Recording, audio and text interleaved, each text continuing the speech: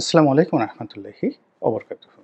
সম্মানিত দর্শক, আমাদের সেনাবাহিনী, বিশেষত সশস্ত্র বাহিনী অর্থাৎ বিমান বাহিনী, নৌবাহিনী এবং স্থলবাহিনী, সেনাবাহিনী, এই তিনটি বাহিনী নিয়ে দেশি এবং বিদেশি চক্রান্ত শুরু হয়েছে, নজিরবিহীন চক্রান্ত। এবং এই চক্রান্ত আজকে নয়, স্বাধীনতার সময় থেকে চক্রান্ত চলে আসছে। যখন পাকিস্তান জমানা ছিল, তখন যে পাকিস্তান সেনাবাহিনী, সে সেনাবাহিনীতে বাঙালির যে অংশগ্রহণ একেবারে সীমিত পরিসরে ছিল। আবার যখন স্বাধীন বাংলাদেশ হলো, স্বাধীন বাংলাদেশে বঙ্গবন্ধুর যে জমানা, সেই জমানাতে সেনাবাহিনীর মধ্যে একটা নিদারুণ অপপ্রচার শুরু হয়ে গেল যে ভারত চাচ্ছে না যে বাংলাদেশে একটা শক্তিশালী সেনাবাহিনী থাকুক। ২ নম্বরে যখন বঙ্গবন্ধু রক্ষী বাহিনী নামক একটি প্যারামিলিটারি বাহিনী গঠন করলেন, তখন কি হলো, এই যে সেনাবাহিনী, সেই সেনাবাহিনীর মধ্যে নানা রকম বিভ্রান্তি ছড়িয়ে পড়ল যে আসলে বঙ্গবন্ধু সেনাবাহিনীটাকে ডিসব্যান্ড করার চেষ্টা করছেন। এবং ওই সময়টিতে রক্ষী বাহিনীর অত্যাচার, কর্মকাণ্ড, পুলিশের অতিরিক্ত বাড়াবাড়ি বঙ্গবন্ধুর জমানাতে, এবং সেখানে পুলিশের অনেক কর্মকর্তা যারা বঙ্গবন্ধুর সঙ্গে খুব ভালো সম্পর্ক রক্ষা করতেন, তাদের যে দাপট, সেই দাপটের কারণে সেনাবাহিনীর যে উর্দি, সেই উর্দিতে বলতে গেলে আঘাত লেগেছিল। এবং প্রায় সকল সেনা সদস্যই মনে প্রাণে সরকারের কর্মকাণ্ডের উপর বীতশ্রদ্ধ ছিল। ৭৫-১৫ আগস্টের পর যখন একটা পরিবর্তিত পরিস্থিতি এলো, সেই পরিবর্তিত পরিস্থিতিতে একেবারে ১৯৭৫ সনের আগস্ট মাস থেকে নভেম্বর মাস পর্যন্ত, ৭ই নভেম্বর পর্যন্ত সেনাবাহিনীর অস্তিত্ব নিয়ে যে ঘটনা ঘটেছে, এটি মানে দক্ষিণ পূর্ব এশিয়াতে অন্য কোনো সেনাবাহিনীর ভাগ্যে এই ঘটনা ঘটেনি। পুরো সেনাবাহিনী বিভক্ত হয়ে গেছিল অনেকগুলো গ্রুপে। বঙ্গভবন কেন্দ্রিক খন্দকার মোশতাকের অনুগত একটা গ্রুপ, সাবেক সেনা কর্মকর্তা এখন যেভাবে রাওয়াতে বসে ইকবাল করিম ভূঁইয়াদের নেতৃত্বে একটা গ্রুপ খুব তৎপর, ঠিক ওই সময়টাতে কর্নেল ফারুক, কর্নেল রশিদের নেতৃত্বে একটা গ্রুপ ভীষণ রকম ক্ষমতাধর হয়ে পড়েছিল, যারা সেনাবাহিনীতে ছিল না কিন্তু বাইরে থেকে চালাচ্ছিল। কর্নেল তাহের, তিনিও সেনাবাহিনীর বাইরে থেকে আরেকটি গ্রুপ পরিচালনা করতেন, অসম্ভব রকম শক্তিশালী ছিলেন। খালেদ মোশাররফের নেতৃত্বে একটা গ্রুপ সেখানে ছিলেন, এবং তারা শেষ পর্যন্ত একটা কু করে বসলেন। এর বাইরে বিমান বাহিনীতে একটা গ্রুপ তৈরি হয়ে গেল, যারা সেনাবাহিনীকে সরাসরি চ্যালেঞ্জ করলো, এবং এই বিমান বাহিনীর এই গ্রুপটি বঙ্গভবনে বোমা ফেলানোর জন্য, ডাইরেক্ট অ্যাটাক করার জন্য তারা রীতিমতো মেন্টালি প্রস্তুতি নিয়ে ফেলেছিল। নৌবাহিনীর কথা আমি বলতে পারবো না। এর মধ্যে যখন শহীদ প্রেসিডেন্ট জিয়াউর রহমান দৃশ্যপটে এলেন, তখনও প্রায় বছর খানিক সেনাবাহিনীর মধ্যে অসহল অবস্থা চলেছিল।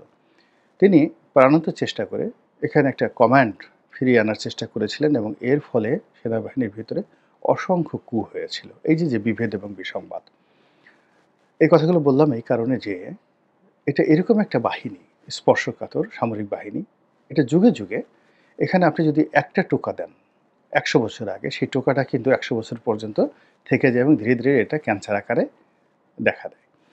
এবং এই যে জিয়াউর রহমান জমানাতে যে সকল কু হয়েছিল, পাল্টা কু হয়েছিল, যে পাল্টা কু বা কুয়ের পেছনে যেটা বঙ্গবন্ধু জমানার ফ্রাস্ট্রেশন ছিল, আবার বঙ্গবন্ধু জমানাতে যে ফ্রাস্ট্রেশন ছিল তার পেছনে মুক্তিবাহিনী, রক্ষী বাহিনী, ভারতীয় বাহিনী, আবার তারও আগে পাকিস্তান বাহিনী, তাদের থেকে এনে আবার বাংলাদেশে যারা মুক্তিযুদ্ধ করেছে, যারা করেনি, এই সকল বিভেদগুলো আবার দেখা গেল যে যখন জিয়াউর রহমান সাহেব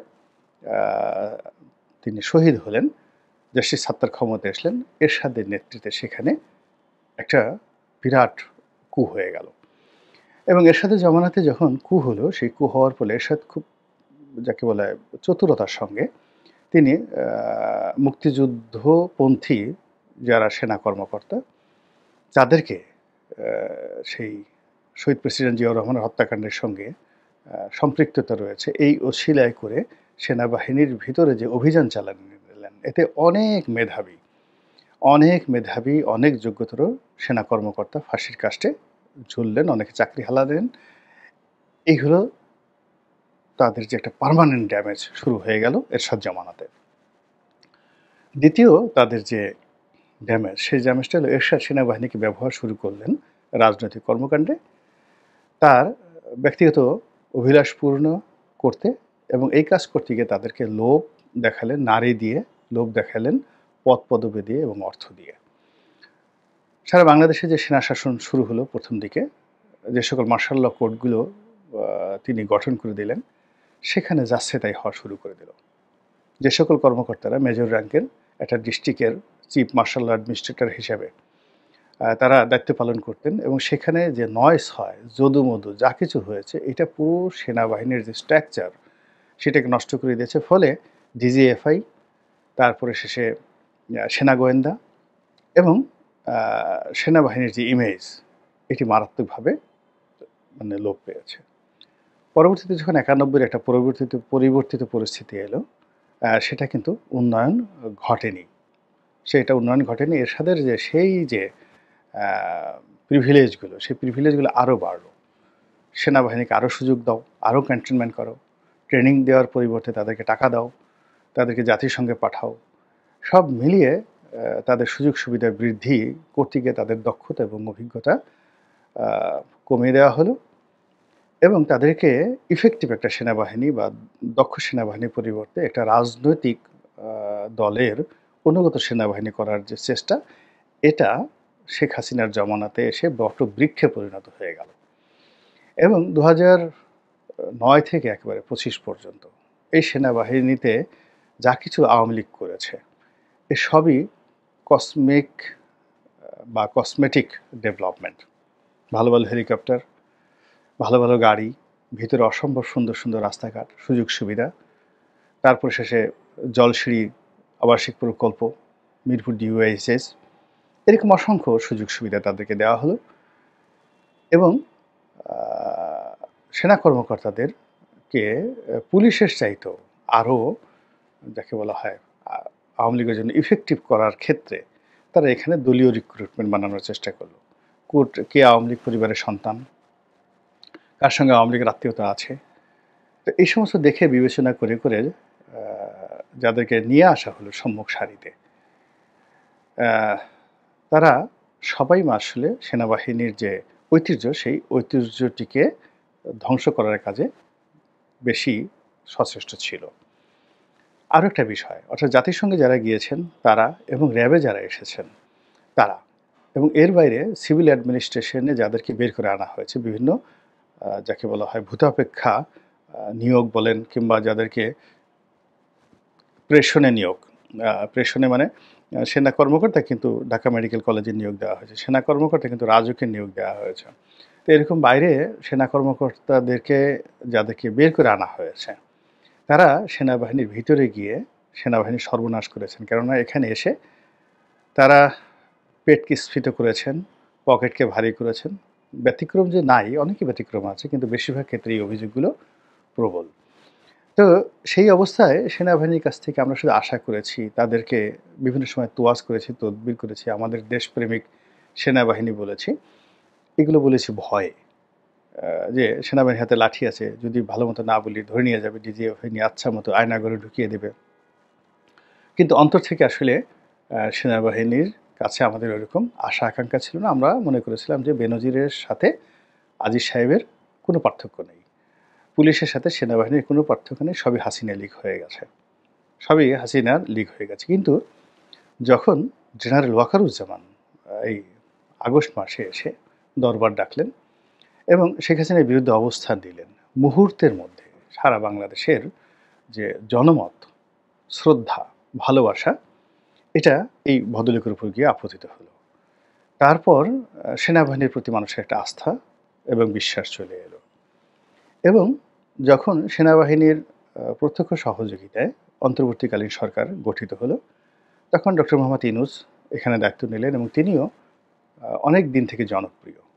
তিনি যখন নোবেল পুরস্কার পেলেন, সেই সময় থেকে আজ অবধি তার যে মান, সম্মান, জনপ্রিয়তা দেশ থেকে দেশান্তরে ছড়িয়ে পড়েছে।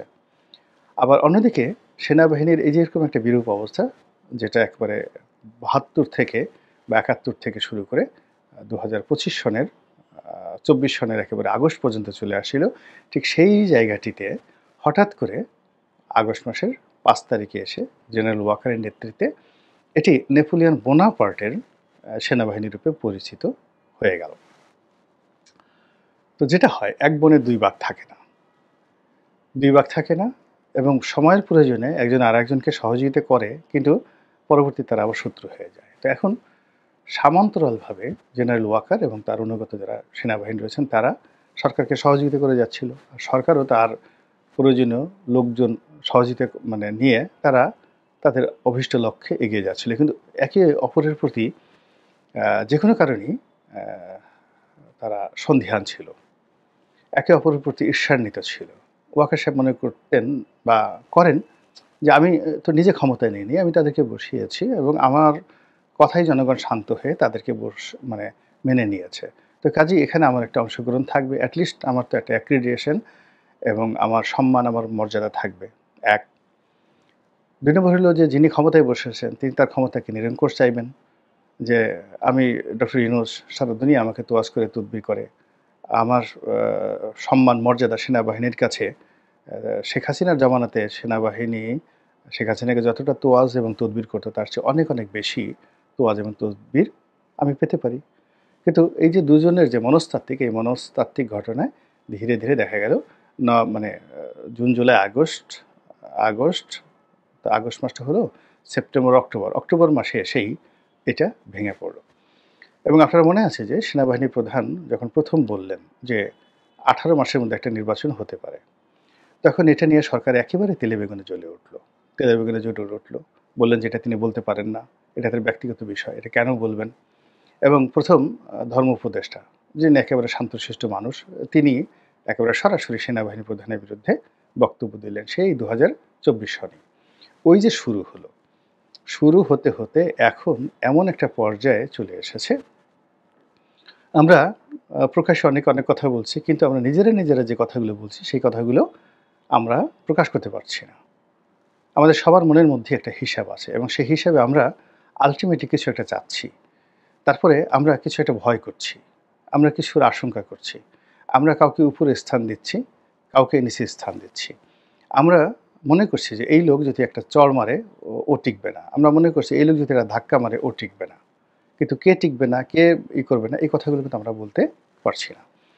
আমরা স্পষ্টত ভাবি ক্যান্টনমেন্ট, উত্তরপাড়া সেনাবাহিনী এবং যমুনাতে যারা বসবাস করছেন এবং যমুনাতে যারা কাজ করছেন তাদের মধ্যে যে মনস্তাত্ত্বিক যে যুদ্ধটা শুরু হয়ে গেছে ইতিমধ্যে, এই মনস্তাত্ত্বিক যুদ্ধ যে শেষ পর্যন্ত মনস্তাত্ত্বিক যুদ্ধ থাকবে না, এটা নিয়ে আমরা দেশে শতকরা 99.99% লোক আমরা আতঙ্কিত।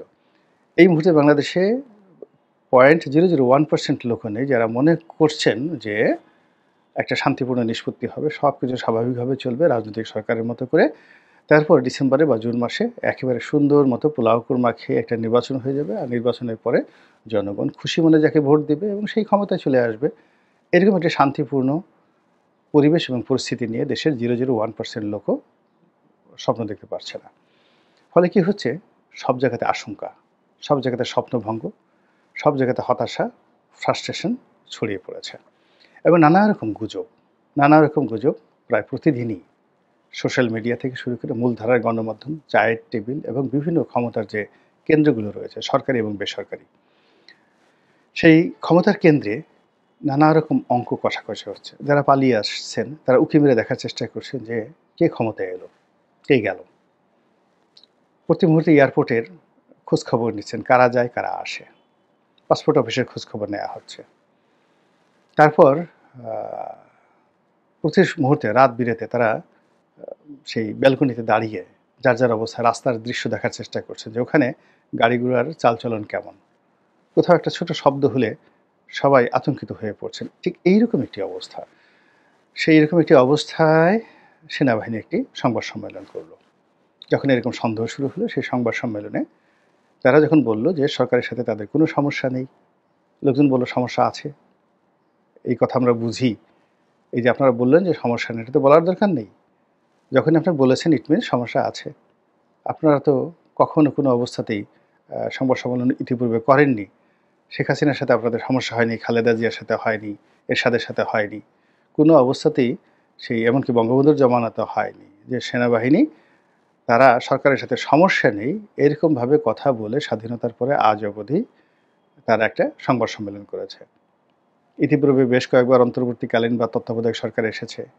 জাতির অনেক গুরুত্বপূর্ণ বিষয় আসছে। সেনাবাহিনী কথাই বলেছে। যেমন দেখা গেল তাদেরকে দুর্যোগ ব্যবস্থাপনার দায়িত্ব দেওয়া হয়েছে, তারা কথা বলেছে। কিন্তু এইরকম সরকারের সাথে তাদের কোনো দূরত্ব নেই। এই বিষয়ে কখনো সেনাবাহিনী তারা নিজেরা আত্মতুষ্টি লাভ করার জন্য জনগণকে বোঝানোর জন্য নিজেরা এগিয়ে এসে সংবাদ সম্মেলন করেনি। যখন আপনারা এই কাজটা করছেন it means there is a problem. এবং সেনা সদস্য যারা রয়েছেন তাদের প্রতি ডিউ রেসপেক্ট নিয়ে বলি যে এটা এমন একটা বাহিনী, এমন একটা সংস্থা যেখানে একবার সমস্যা শুরু হলে ওই সমস্যাটা নিষ্পত্তি হতে হয় সামরিক কায়দায়, ইন এ মিলিটারি ওয়ে। তো সেই মিলিটারি ওয়ের অনেকগুলো বিধান রয়েছে। Within the cantonment, between the cantonment and civilian, between the government and military, এবং between the court and between the road, রাস্তায় এবং সামরিক আদালতে। এই জিনিসগুলো নিষ্পত্তি হতে হয়।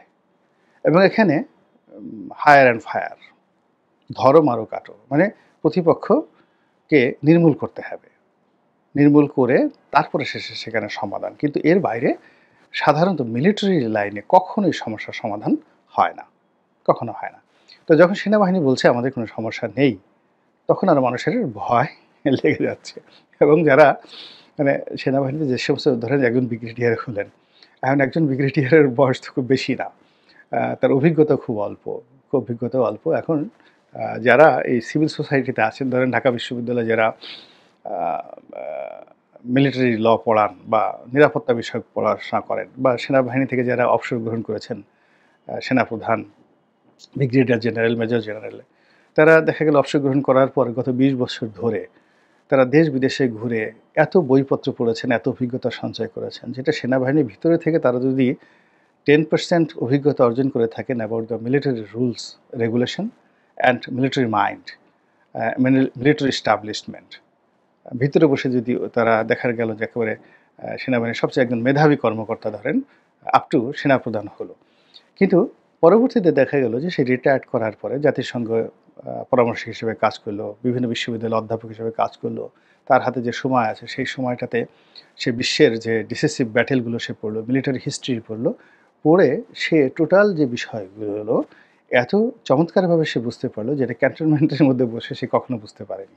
ফলে এখন ক্যান্টনমেন্টের মধ্যে যারা আছেন তারাদের চাইতে ক্যান্টনমেন্টের বাইরে যারা সাবেক সেনা কর্মকর্তা আছেন এবং একই সঙ্গে সিভিলিয়ানদের মধ্যে যারা সামরিক ম্যাটার নিয়ে লেখাপড়া করেন, তারা এই সেনাবাহিনীর প্রতিটা লেফট রাইট, প্রতিটা অঙ্গভঙ্গি, প্রতিটা কথা, তাদের বডি ল্যাঙ্গুয়েজ, তাদের চলাফেরা, তাদের কণ্ঠস্বর, তাদের চাহনি, সব কিছুর মধ্যেই যে মেসেজ আছে সেই মেসেজটা যেভাবে বাইরের লোক রিড করতে পারে, এভাবে জেনারেল ওয়াকারের যারা অধীনস্থ লোকজন আছেন তিনি সহ তারা সেভাবে রিড করতে পারেন না। ফলে আমরা বাইরে যারা আছি তারা এই যে সেনাবাহিনীর যে তৎপরতা, তারা বলছে কোনো সমস্যা নেই, আমরা সমস্যা দেখতে পাচ্ছি।